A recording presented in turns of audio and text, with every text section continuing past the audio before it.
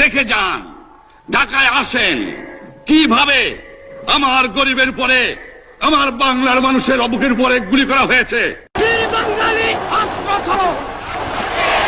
ঐতিহাসিক ৭ মার্চ আজ ১৯৭১ সালের এই দিনে তৎকালীন রেসকোর্স ময়দানে এক ঐতিহাসিক ভাষণ দিয়েছিলেন শেখ মুজিবুর রহমান।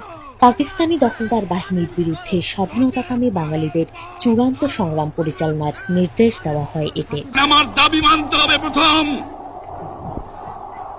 সামরিক আইন মাশাআল্ল উদ্ধ করতে হবে।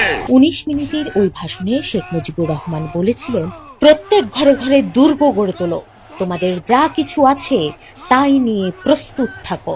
সমস্ত সামরিক বাহিনীর লোকদের ব্যারাকে ফেরত দিতে হবে। যেভাবে হত্যা করা হয়েছে তার তদন্ত করতে হবে, আর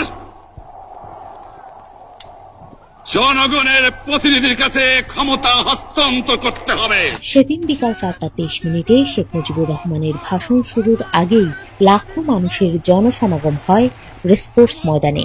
শেখ মুজিব বলেন, মনে রাখবা, রক্ত যখন দিয়েছি রক্ত আরো দেব, এদেশের মানুষকে মুক্ত করে ছাড়বো ইনশাল্লাহ। যদি কেউ ন্যায্য কথা বলে, আমরা সংখ্যায় বেশি হলেও একজন যদিও সে হয়, তার ন্যায্য কথা আমরা মেনে নেব।